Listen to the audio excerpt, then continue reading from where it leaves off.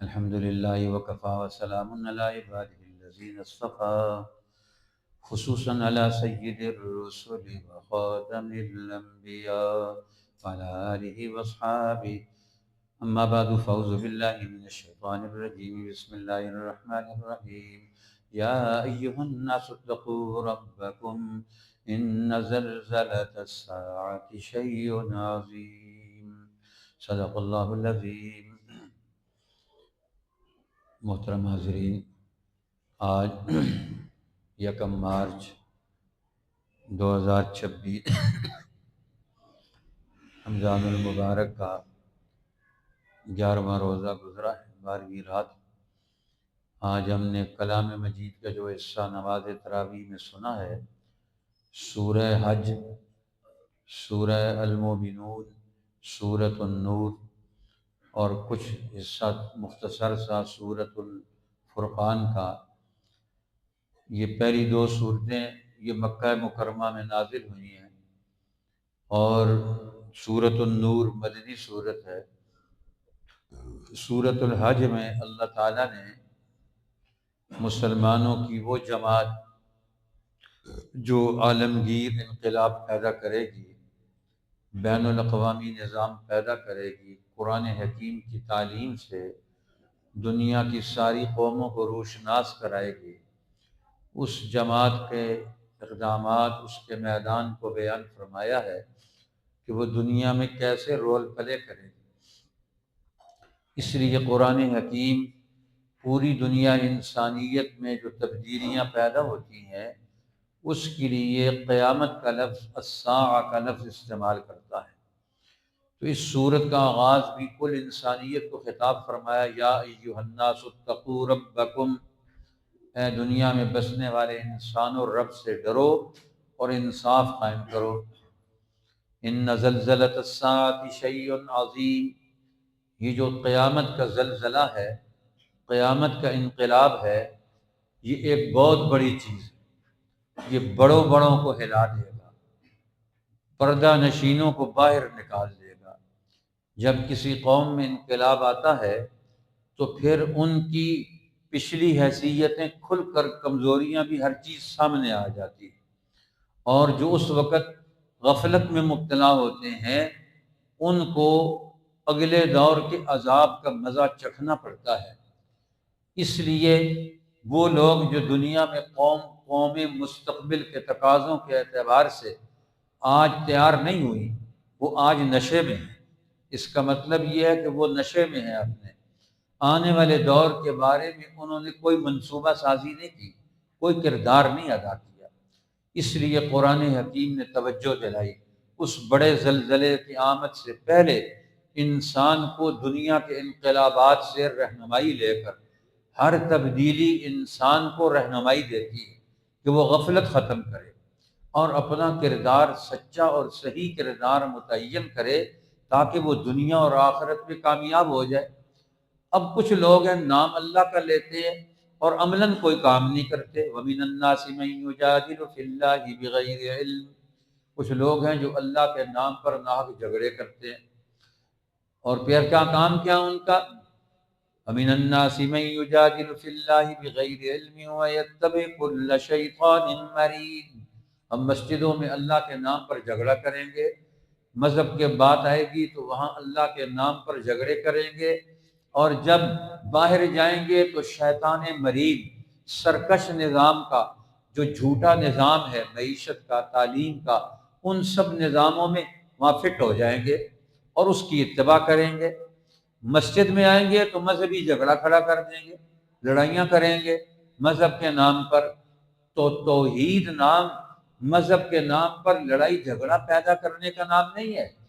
وہ نام کس چیز کا ہے؟ دین، کہ اپنی سماجی زندگی، اخلاقی زندگی، عملی زندگی، اس کو حق کے تابع لایا جائے، اللہ کے حکم کے مطابق کام کیا جائے۔ پھر اس لیے اللہ تعالیٰ نے اس جماعت کو، قرآن حکیم کی اس جماعت کو بین الاقوامی مرکز عطا کیا، بیت اللہ الحرام کا۔ اب بیت اللہ الحرام کا جو مرکز ہے یہ بڑی عظمتوں والا ہے۔ آدم علیہ السلام سے لے کر امام الانبیاء تک ہر نبی نے اس مرکز میں تعلیم و تربیت دی ہے۔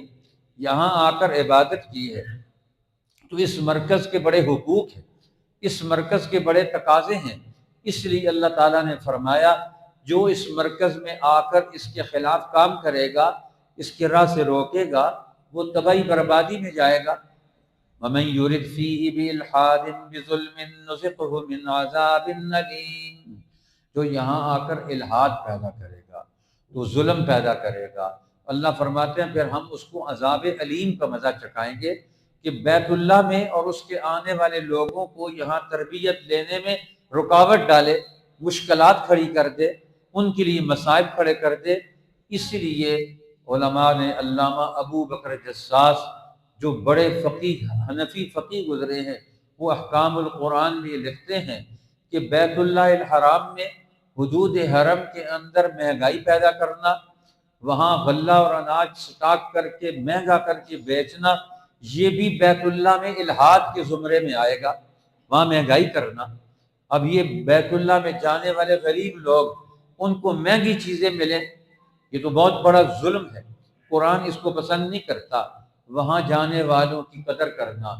اس لیے سلطنت عثمانیہ کے آخری دور تک یہ سرزمین حرمین شریفین پہ جانے والے جتنے اللہ کے مہمان ہوتے تھے، حج اور عمرہ کرنے والے حکمران ان کی خدمت کرتے تھے، اپنے پلے سے ان پر پیسے خرچ کرتے تھے، ان کے کھانے پینے اور رہائش کا نظام ایک عمومی طور پر بنایا جاتا تھا، باقی اپنے طور پر کوئی خرچ کرے تو اس پر پابندی کوئی نہیں، لیکن وہاں مہنگائی نہیں ہونے دی جاتی تھی۔ اور جب سے سلطنت عثمانیہ، خلافت عثمانیہ کا یہ نظام ٹوٹا ہے، اس کے بعد سے انہوں نے یہاں حرم اور اس کے قریب آنے والے لوگوں کو کاروبار بنا لیا۔ آج ہر ایک حاجی کو لوٹتا ہے، عمرہ کرنے والے کو لوٹتا ہے، پہلے اپنے اپنے ملکوں میں لوٹتے ہیں، حکومت لوٹتی ہے، اور یہاں بیٹھے ہوئے ایجنٹ لوٹتے ہیں، پھر اگلوں کو دے دیتے ہیں، وہ ان کو لوٹتے ہیں، پھر سعودی عرب چلے جاتے ہیں، وہ ان کو لوٹتے ہیں، پھر ہر طرف بیچاروں کی لوٹ مار جاری ہے۔ اب یہ کاروبار بن گیا، حج اور عمرہ، حاجیوں پر اور عمرے والوں پر کاروبار کیا جاتا ہے، لاکھوں کروڑوں اربوں خربوں ڈالر کمائے جاتے ہیں، اور کما کر کیا کیا جاتا ہے؟ اسرائیل کو گفٹ دے دیتے ہیں۔ اب ایک سعودی حکمران ٹرمپ کو کئی ہزار اربوں ڈالر گفٹ کے طور پر دے دیتا ہے، غریب حاجیوں سے وصول کرتے اور دنیا کے ظالموں اور متکبروں کو گفٹ دے دیتے، ان کو سونے کے طیارے دے دیتے ہیں، حالانکہ وہاں ان کی حکمرانی کا مطلب کیا ہے؟ یہاں کی خدمت کرنا۔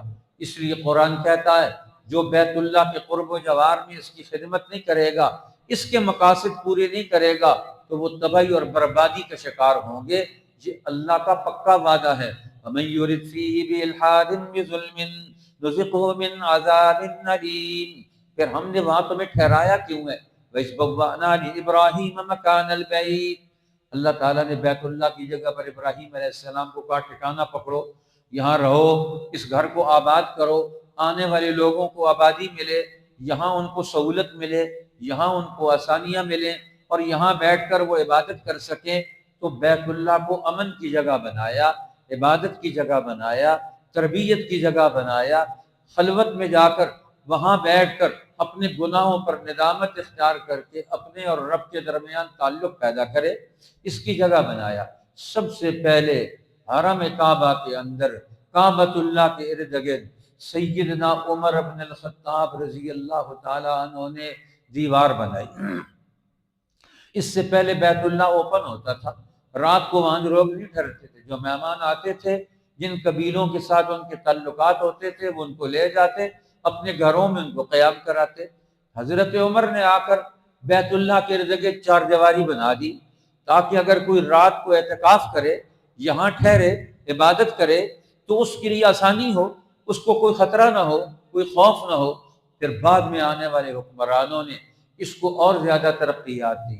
حضرت عمر نے خاص طور پر حرمین شریفین کی تعمیر پر بہت بڑا کردار ادا کیا، اور پھر اس کے بعد حضرت عثمان بن عفان رضی اللہ تعالیٰ عنہ نے اس کے لیے بہت بڑا کردار ادا کیا، اور پھر اس کے بعد بیت اللہ کی تعمیر میں اموی دور کے حکمرانوں نے بہت بڑا کردار ادا کیا، اور پھر اس کے بعد عباسی دور آیا، تو تو ہارون الرشید نے امام مالک سے اجازت مانگی، آپ ہمیں اجازت دیں تو میں بیت اللہ کی تعمیر نو کرنا چاہتا ہوں، ایک پتھر سونے کا ایک پتھر چاندی کا لگاؤں گا،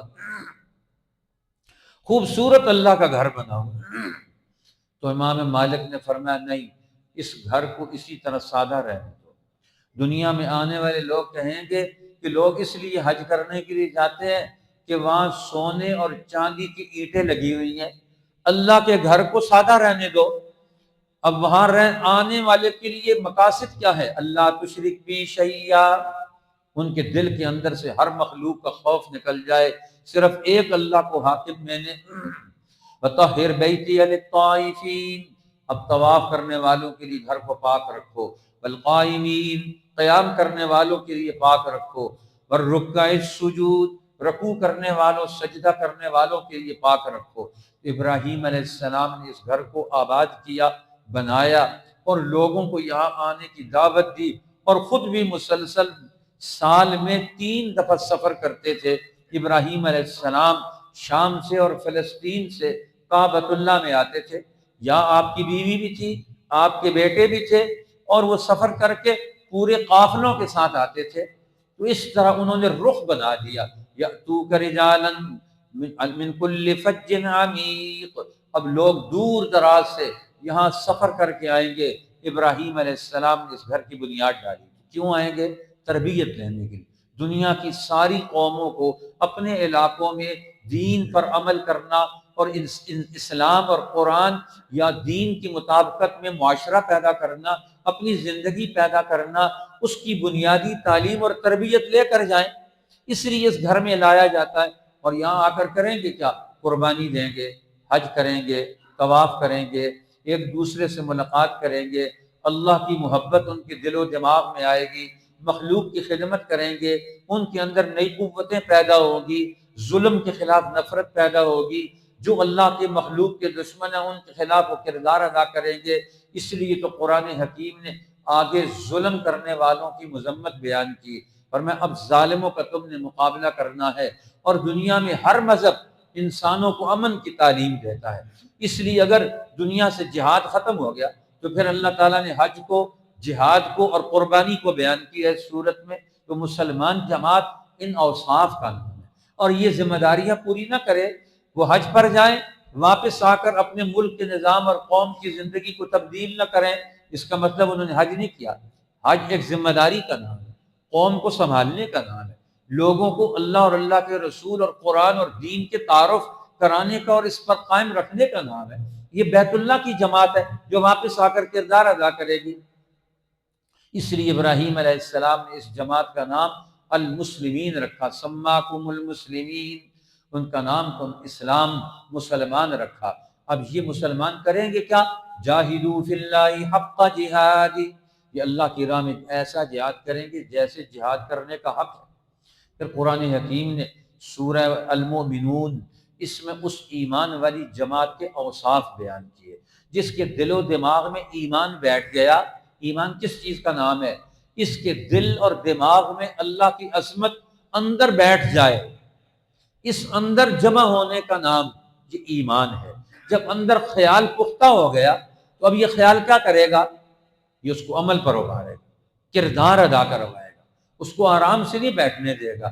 بلال حبشی کلمہ پڑھتے ہیں تو ابو جہل کے خلاف کھڑے ہو جاتے ہیں، دعوت دیتے ہیں۔ اب ابو بکر صدیق کلمہ پڑھتے ہیں تو اپنی قوم کے ظلم اور زیادتیوں کے خلاف نوجوانوں کو دعوت دیتے ہیں، تجزیہ کرواتے ہیں۔ یہ غلط لوگ ہیں۔ اب یہ عجیب بات ہے کہ آج مسلمان کلمہ بھی پڑھتے ہیں، کفر، شرک اور ہر برائی اور ہر نیکی رلا ملا کر چلا رہے ہیں، برائی پر مطمئن ہے، ظلم کے خلاف کردار ہی کوئی نہیں، کسی منکر کو مٹانے کے لیے ان کی اپنی ذمہ داریاں نبھانے کے لیے تیار نہیں۔ تو قرآن کی ذمہ داریاں دلاتا ہے، یاد دلاتا ہے، قد افلح المؤمنون، کامیاب ہو گئے ایمان والی جماعت۔ ایمان والے کون سے لوگ ہیں؟ الذین هم فی صلاتهم خاشعون، جو خشوع والی نماز پڑھتے ہیں اور جو زکوٰۃ ادا کرتے ہیں، جو اپنی شرمگاہوں کی حفاظت کرتے ہیں، جو لغو اور بیکار کاموں سے اپنے آپ کو بچاتے ہیں، جو نیکی اور حق کی شہادت دینے کے لیے کھڑے ہوتے ہیں، اور یہ جنت کے وارث بنے گے۔ یہ انسان جس طرح پیدا ہوتا ہے مرحلہ وار، اسی طرح اس کی ذہنی تربیت بھی ہوتی ہے مرحلہ وار۔ اب انسان کو تعلیم اور تربیت کی ضرورت ہے، تو ہوتا کیا ہے، ہر دور کے ظالم تعلیمی نظام میں غلط اور صحیح چیزیں رلا ملا کر بچوں کو، نوجوانوں کو پڑھاتے ہیں۔ حالانکہ تعلیم ہو تو تعلیم کے بعد تو انسان کے اندر شعور پیدا ہوتا ہے، حق اور باطل میں فرق پیدا ہوتا ہے، غلط اور صحیح کو الگ الگ کرتا ہے، صحیح کو اون کرتا ہے، غلط کو مسترد کرتا ہے۔ تو یہ تعلیمی نظام یہ قوموں کو تباہ کرنے کے لیے ہوتا ہے، جس میں حق اور باطل دونوں رلا ملا دیے جائے، سچ اور جھوٹ پراپگنڈے کی چیزیں اس میں شامل کر دی جائیں۔ اب نئے نسل کو، بچوں کو تعلیمی نظام کے ذریعے سے جھوٹ پڑھایا جاتا ہے، غلط چیزیں پڑھائی جاتی ہیں، غلط فگر پڑھائے جاتے ہیں۔ اب تعلیمی نظام جب وہ خود تباہ و برباد کرے، غلط چیزیں فیڈ کرے گا، تو وہ نسل آگے کیا کرے گی؟ اس لیے حضرت نوح علیہ السلام کا واقعہ اللہ تعالیٰ بیان کر کے یہ سمجھانا چاہتے ہیں، صحیح تعلیم یہ ہر انسان کی بنیادی، یہ اس کی روح کی غذا ہے، اس کو ترقی ملنا، ترقی کی پہلی بنیاد تعلیمی نظام ہے۔ اس لیے انبیاء علیہ السلام آ کر سب سے پہلے تعلیمی نظریہ درست کرتے ہیں، علم درست کرتے ہیں، اور ان کا نظریہ درست کرتے ہیں، ان میں توحید پیدا کرتے ہیں، اور سچا اور صحیح علم دینے پر پیسے نہیں لیتے۔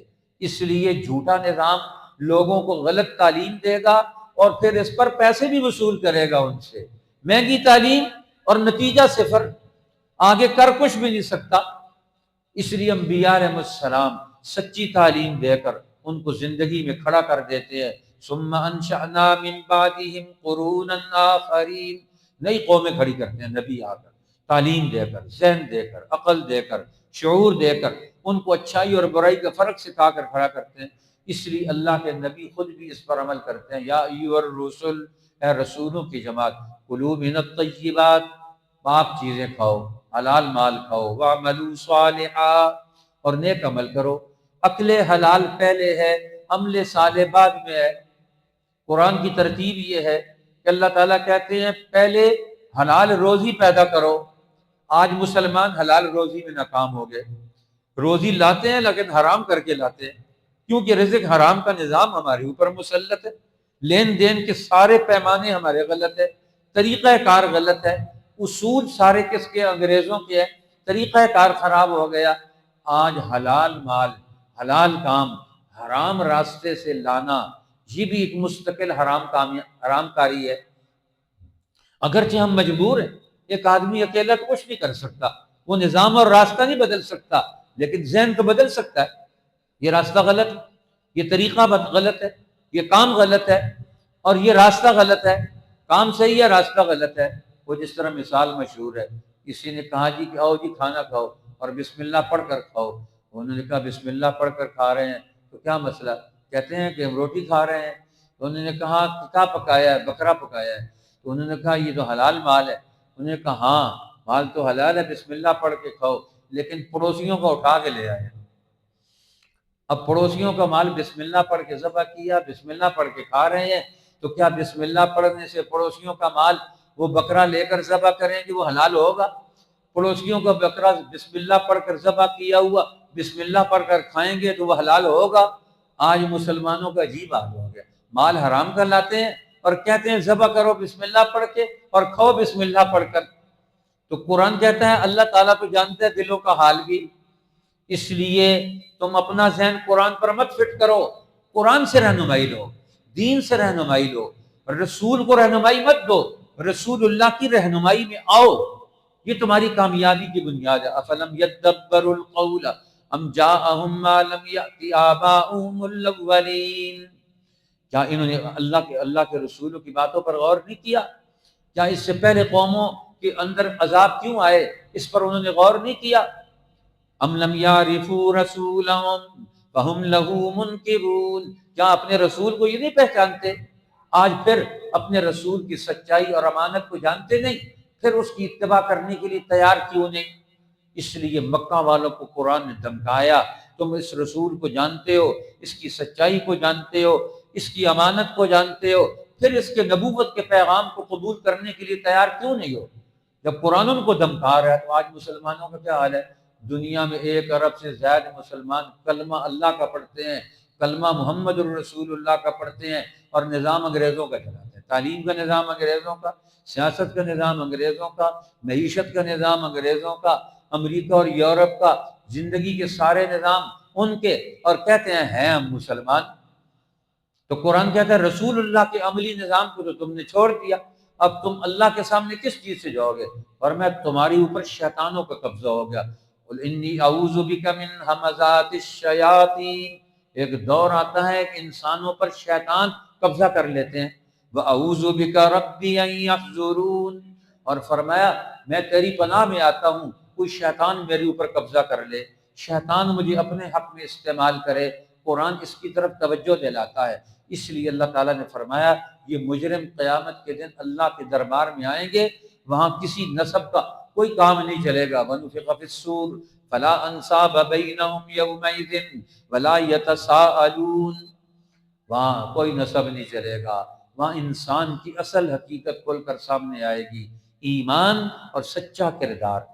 اس لیے کامیابی کی بنیاد ہے فَتَعَالَى اللَّهُ الْمَلِكُ الْحَقُّ، او اس اللہ کی طرف جو سچا بادشاہ ہے، لا الہ الا ہو، اس کے سوا کوئی الہ نہیں، کوئی معبود نہیں، کوئی حاکم نہیں، اس کی طرف اور۔ اس لیے من یدعو مع اللہ الہا آخر لا برہان لہ بہ، جو اللہ کے سوا کسی اور کی دعوت دیتا ہے اس کے پاس کیا دلیل ہے؟ قرآن اس کو مسترد کرتا ہے۔ پھر سورہ نور، اس کا نام نور رکھا، روشنی۔ اب اللہ تعالیٰ کا قرآن یہ دنیا میں آیا نور بن کر، اب اللہ تعالیٰ خود نور ہے۔ اس صورت میں اللہ نے اپنا تعارف کروایا، اللہ نور السماوات والارض، اللہ زمین و آسمان کا نور ہے۔ اس کے نور نے اس پوری کائنات میں سرایت کی ہوئی ہے، اس کے ذرے ذرے میں اللہ کا حکم اور اس کی تاثیر موجود ہے۔ انسان کے اوپر بھی تو اس کی تاثیر ہونی چاہیے۔ تمہیں اللہ کی تاثیر کا کیوں نہیں پتہ چل رہا؟ تم کیسے بندے ہو؟ اللہ کی دنیا میں رہتے ہو، اللہ کی دھرتی پر رہتے ہو، اللہ کے آسمانوں کے نیچے رہتے ہو، اس کی پیدا کی ہوئی مخلوق اور چیزوں کو استعمال کرتے ہو، اور اللہ کے نور سے تمہارے دل روشن کیوں نہیں ہوتے؟ اس لیے اللہ تعالیٰ نے یہ مثالیں دے کر سمجھایا کہ اللہ کے نور سے مراد اب دنیا میں اللہ کا علم اور اللہ کا حکم ہے، اس کے ساتھ چمٹ جاؤ۔ کائنات کا نظام اس پر چل رہا ہے تو تم اپنا نظام اللہ سے ہٹ کر کیوں چلانا چاہتے ہو؟ اپنی زندگی کو کیوں گزارنا چاہتے ہو؟ اس لیے جب اللہ کے حکم سے ہٹ کر زندگی چلاؤ گے تو نتیجہ کیا نکلے گا؟ زناکاری۔ اب یہ سورۃ انزلناہا، یہ وہ سورت ہے جس اللہ کہتے ہیں ہم نے اتارا ہوا، فرضناہا، ہم نے اسے فرض قرار دیا، وانزلنا فیہا آیات بینات، اس میں ہم نے واضح 2 ٹوک آیات اتاری۔ اب 2 ٹوک آیات کون سی ہیں؟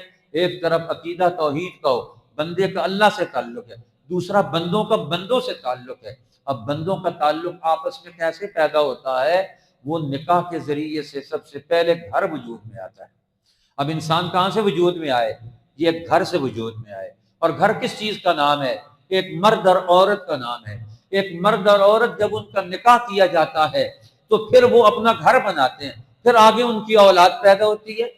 لہذا ایک طرف نکاح ہے، نکاح سے جائز معاشرہ پیدا ہوتا ہے، جائز انسانی رشتے پیدا ہوتے ہیں، حق انسانی رشتے پیدا ہوتے ہیں، اور زنا سے انسان خواہشات پوری کر کے مرد اور عورت ان کو زندگی کی مصیبتوں میں دھکیل دیا جاتا ہے، تباہی اور بربادی پیدا ہوتی ہے۔ اس لیے قرآن نے زنا کی تہمت لگانا بھی جرم قرار دے دیا، حد قذف۔ ایک آدمی کسی کو ماں باپ کی ناجائز اولاد کہے تو اب اس پر حد قذف لگے گی، اس نے معاشرے کو ڈیمیج کیا۔ ایک آدمی کے ماں باپ کو غلط کہا، اب اس کے نسب نامے پر اس نے انگلی اٹھائی، یہ غلط ہے۔ کیوں کیا اس نے ایسا؟ قرآن کہتا ہے یہ جرم ہے۔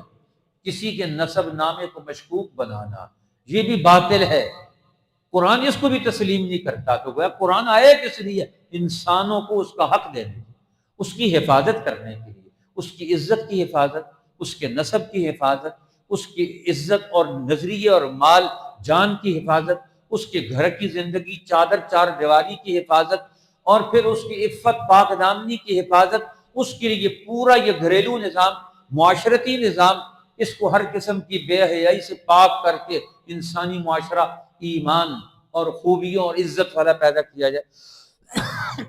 اس لیے اللہ تعالیٰ نے یہاں یہ واقعہ بھی بیان کر دیا کہ ام المومنین حضرت عائشہ رضی اللہ تعالی عنہ پر منافقین نے زنا کی نعوذ باللہ تہمت لگا دی، تو اللہ تعالیٰ نے کئی دن تک 40 دن تک یہ معاملہ چلتا رہا۔ مدینۃ الرسول میں غزوے سے واپس آ رہے تھے، تفصیلات آپ سنتے رہتے ہیں۔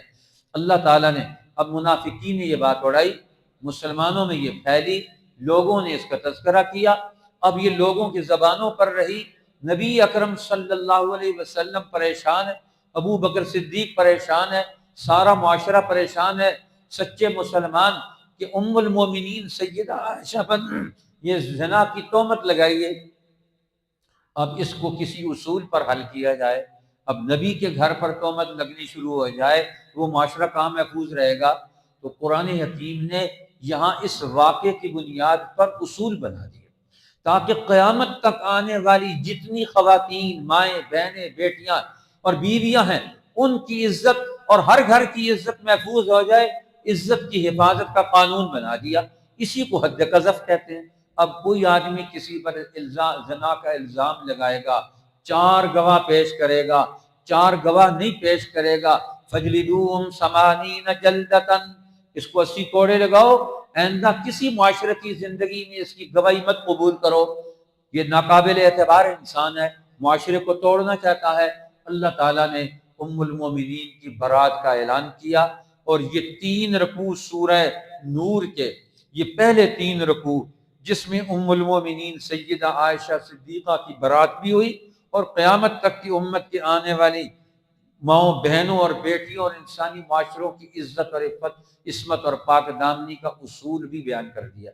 سید عطا اللہ شاہ صاحب بخاری فرمایا کرتے تھے جب کسی پر الزام لگتا ہے تو اس کے لیے گواہ لائے جاتے ہیں، معتبر گواہ لائے جاتے ہیں، ان گواہوں کو عدالت میں پیش کیا جاتا ہے اور پھر مقدمہ حل کیا جاتا ہے۔ قربان جائے محمد الرسول اللہ پر، جب آپ کے گھرانے پر الزام لگا تو اللہ نے خود مدینہ میں اتر کر آ کر گواہی دی۔ اب گواہ کون ہے؟ اللہ تعالیٰ۔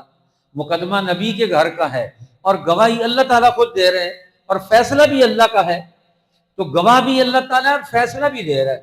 فرمایا تم نے یہ سارا منصوبہ غلط بنایا، یہ تو منافقین کی سازش ہے، یہ معاشرت، سسٹم، سماجیات، یہ اس کو توڑنا چاہتے ہیں، یہ منافق ہیں۔ قرآن حکیم نے اصول میں ان الذین جاؤوا بالافک عصبۃ منکم، جو لوگ طوفان باندھتے ہیں، الزام تراشیاں کرتے ہیں، تمہیں کیا بات ہوئی، تم نے ان کی بات سن کر اس کو ذہنی طور پر قبول کیوں کیا؟ تمہیں فوراً کہہ دینا چاہیے سبحانک ھذا بہتان عظیم، تمہارے پاس گواہ ہے، گواہ نہیں ہے تو تم جھوٹے ہو، تم اپنا موقف کیسے پیش کر سکتے ہو؟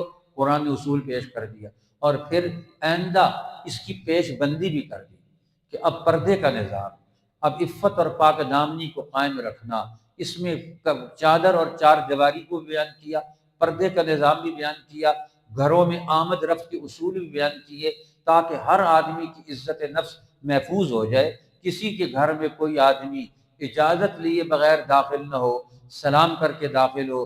پردے کے اصول بیان کیے کہ خواتین کن کن لوگوں سے پردہ کر سکتی ہیں، کچھ محرمات ابدیہ ہیں، جس طرح باپ ہے، بیٹا ہے، بھائی ہے، اور اسی طرح چچا ہے، ماموں ہے۔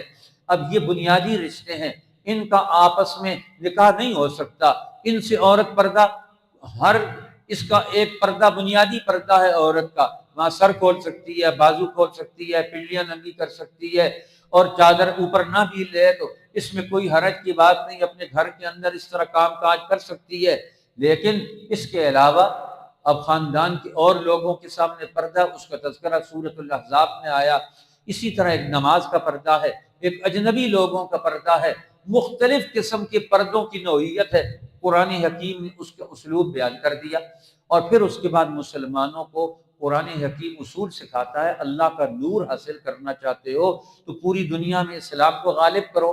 وعد اللہ الذین آمنوا منکم وعملوا الصالحات، اللہ نے وعدہ کیا ایمان والوں کے ساتھ اور نیک اور صحیح اور درست عمل کرنے والوں کے ساتھ، لَيَسْتَخْلِفَنَّهُمْ فِي الْأَرْضِ، انہیں زمین کا خلیفہ بنائے گا، حاکم بنائے گا، اور ان کے ذریعے سے دین کو مضبوط کرے گا اور دنیا میں امن پیدا ہوگا۔ ایمان پورے دین کو ماننے کا نام ہے، اور عمل صالح، حکیم الامت مولانا اشرف علی تھانوی رحمۃ اللہ علیہ نے لکھا ہے، عمل صالح ہر دور کا، ہر نوعیت کا مختلف ہے۔ اب یہاں جو قرآن نے کہا، اللہ تعالیٰ نے وعدہ کیا ایمان والوں سے اور نیک عمل کرنے والوں سے، تو نیک عمل یہاں کون سا مراد ہے جس سے خلافت ملتی ہے؟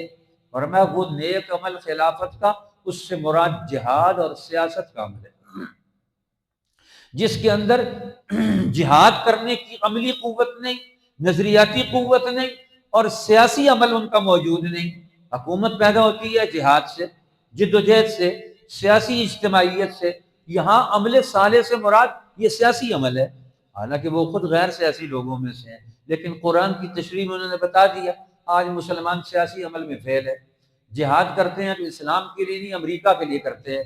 ساری مذہبی قوتیں اکٹھی کر کے امریکہ اپنے حق میں جہاد کرا لیتا ہے، اس کے مفاد کے لیے کام کرتے ہیں، واپس نتیجہ دشمن کے خلاف، اپنے خلاف نکالتے ہیں، دشمن کے خلاف نہیں نکالتے۔ تو جہاد وہ ہے جس سے اسلام کو طاقت ہو، مسلمانوں کو طاقت ملے، مظلوم کو قوت ملے، یہ اصلی جہاد ہے۔ اور پھر مسلمان اپنی اجتماعیت پیدا کرے، اپنی گھریلو اجتماعیت، اور گھریلو اجتماعیت سے قومی اجتماعیت پیدا کرے، مسجد میں جمع ہوں، رسول اللہ کے پاس جمع ہوں، قرآن کے پاس جمع ہوں۔ انما المؤمنون الذین آمنوا باللہ ورسولہ، اصل ایمان لانے والے اللہ اور اس کے رسول پر وہ ہیں، اذا كانوا معه على امر جامع، جب اللہ کے رسول کے ساتھ کسی اجتماعی کام میں اکٹھے ہوتے ہیں، لم يذهبوا حتى يستأذنوا، اجازت لیے بغیر نہیں جاتے وہاں سے، خود بخود آئیں خود بخود چلے جائیں۔ یہ جماعتی زندگی نہیں ہوتی، اجتماعی زندگی نہیں ہوتی، اپنی مرضی سے اٹھ کے چلے جاتے ہیں۔ اب ہر مسجد، کسی مسجد میں کوئی جماعت ہی نہیں، کوئی اجتماعیت نہیں، جس کی مرضی آتی ہے وہ آتا ہے، جس کی مرضی آتی ہے اٹھ کے چلا جاتا ہے۔ رسول اللہ کی مسجد میں ایسا نہیں ہوتا تھا، وہاں لوگ آتے تھے، آ کر بیٹھتے تھے، رسول اللہ نے اجازت دی تو پھر وہاں سے اٹھ کر جاتے تھے۔ لم یذهبوا حتى يستأذنوا، اور فرمایا اس وقت تک نہیں جائیں گے جب تک آپ سے اجازت نہ لے لیں، اور اگر کوئی اجازت مانگے تو آپ اسے اجازت دے دیں، لیکن جس کے لیے سمجھیں کہ اس کو ضرورت ہے اجازت دیں۔ فَأْذَن لِمَنْ شِئْتَ مِنْهُمْ، جس کو چاہیں اجازت دیں، جس کو چاہیں اجازت نہ دیں اسے روک لیں، لیکن جس کو اجازت دیں وہ دین کے اجتماعی کام سے پیچھے چلا گیا، وَاسْتَغْفِرْ لَهُمُ اللَّهُ، اس کے لیے بخشش کی دعا مانگے کہ اس کے اندر یہ کمی کیوں آ گئی، یہ پیچھے کیوں ہٹ گیا۔ اس لیے اللہ تعالیٰ پر منافق کیا کرتے تھے، وہ آتے تھے مسجد رسول اللہ میں، وہ کونے میں بیٹھتے تھے، تھوڑی دیر بیٹھے، رسول اللہ نے واز کرتے ہوئے ادھر منہ کیا، وہ ادھر سے کھسک کر چلے گئے، باہر نکل گئے۔ قد یعلم اللہ الذین یتسللون منکم لواذا، اللہ فرماتے ہیں جو چپکے سے کھسک کر چلے جاتے ہیں، اللہ ان کو جانتا ہے، جو چپکے سے کھسک جاتے ہیں ایک وقت آئے گا ان کے دل کے اندر سے ایمان بھی اسی طرح کھسک جائے گا۔ فَلْيَحْذَرِ الَّذِينَ يُخَالِفُونَ عَنْ أَمْرِهِ أَن تُصِيبَهُمْ فِتْنَةٌ أَوْ يُصِيبَهُمْ عَذَابٌ أَلِيمٌ، اب وہ لوگ جو اللہ کے رسول کی مخالفت کرتے ہیں ان کو ڈرنا چاہیے کہ رسول اللہ ایک کام بتا رہے ہیں، ایک پروگرام دے رہے ہیں، اور تم اپنے گھر جا کر آرام کر رہے ہو، مخالفت کر رہے ہو نبی کے کام کی۔ اب ایک وقت آئے گا اس مخالفت کا خمیازہ بھگتنا پڑے گا، تمہیں فتنے میں، مصیبت میں مبتلا ہونا پڑے گا، یا بڑے عذاب میں مبتلا ہو کر دوسری قوموں کا غلام ہونا پڑے گا۔ اس لیے بچنا چاہتے ہو آنے والی ذلت سے تو نبی پاک کی جماعت کا حصہ بن کر، قرآن کے علم کو لے کر، انسانی معاشرہ پیدا کر کے، اللہ کے نور سے اپنی زندگی کو منور کر کے قرآن حکیم کے حصار میں آ جاؤ۔ اللہ ہمیں اس کی توفیق عطا فرما دے۔ اللہ